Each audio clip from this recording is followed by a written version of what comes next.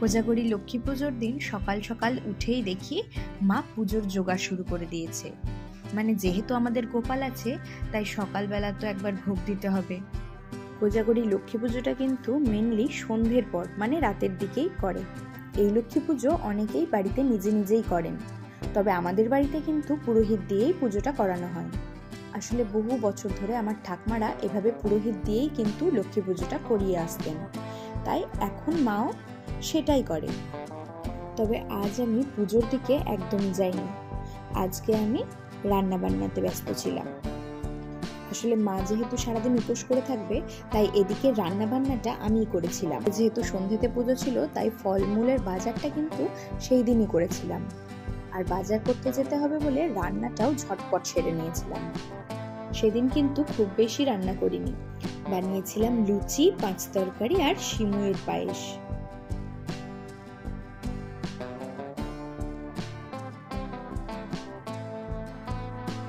আর ওদিকে আমার মেয়েটাকে দেখো একা একাই কি সুন্দর খেলা করছে। আর এই যে এই বিল্লুটা আমাদের বাড়িতেই কিন্তু সবসময় থাকে, ওর নাম হচ্ছে লালি। রান্না বান্না সেরেই কিন্তু বেরিয়ে পড়েছিলাম বাজার করতে, আর আমাদের প্রথম ডেস্টিনেশন ছিল সোনাকুট্টির বাজার।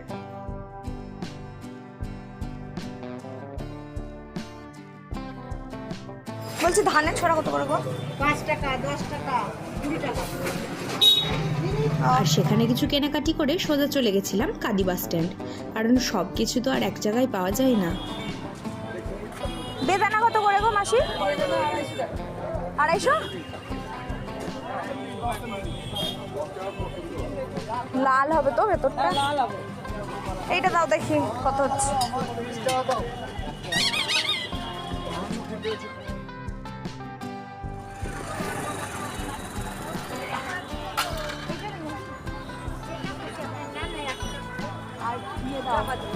জবা দাও।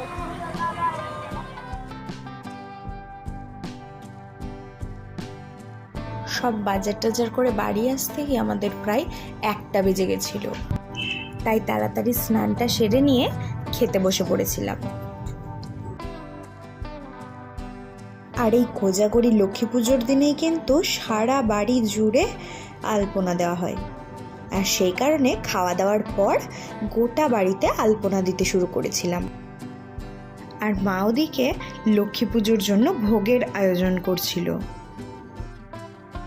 এই দিনেও কিন্তু লুচি, সুজি, নারকেল নাড়ু, 3 রকম ভাজা সব কিছুই বানানো হয়েছিল। এছাড়া ফলমূল, মিষ্টি এসব তো আছেই।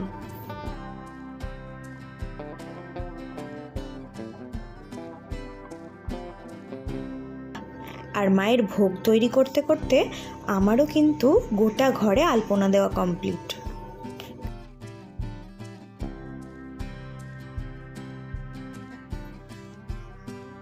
আলপনাটা কেমন আঁকা হয়েছে অবশ্যই কিন্তু কমেন্টে জানিও। তারপর আমি লক্ষ্মীর ঘরটা বসানোর জন্য গঙ্গার মাটিটা একটু গোল মতো শেপ দিয়ে তাতে তেল সিঁদুর লাগিয়ে নিচ্ছিলাম। পুরোহিতের কাজ একটু এগিয়ে রাখছিলাম। তারপর লক্ষ্মীর ঘরটাকেও কিন্তু রেডি করে নিয়েছিলাম।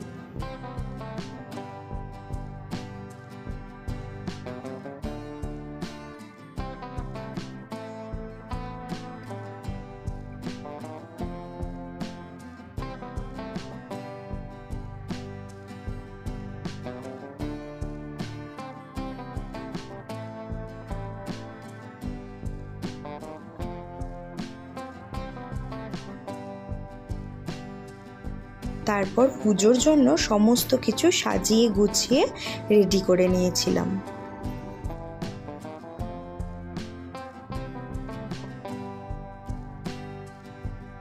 আর আমাদের পুরোহিত কিন্তু ঠিক টাইম মতো চলে এসেছিল।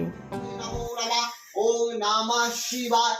ওম সর্বমঙ্গলা মঙ্গলে শিবে সর্বার্থ সাধিকে শরণ্যে ত্র্যম্বকে গৌরী নারায়ণী নমস্তুতে। সৃষ্টি স্থিতি বিনাশানাং শক্তিভূতে সনাতনে গুণাশ্রয়ে গুণময়ে নারায়ণী নমস্তুতে।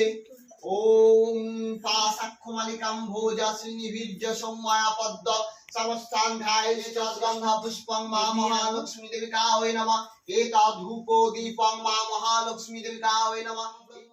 দেখো আমার মেয়েটাকে কত মন দিয়ে পুজোটা দেখছে।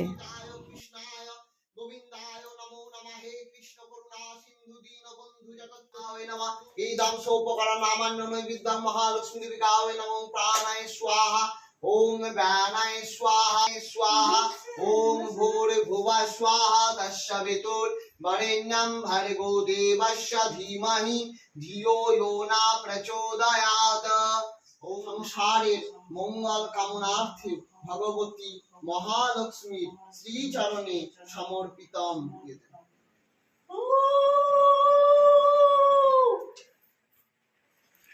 पाशाक्ष एष सचंदन गंध पुष्प पुष्पांजलि संसार विभाग प्रभु विश्वरूप। তারপর যথারীতি থালায় থালায় প্রসাদ বেড়ে দেওয়ার কাজটা কিন্তু আমারই পড়েছিল। আর মা লক্ষ্মীর আশীর্বাদ নিয়ে এইভাবেই দিনটা শেষ হলো।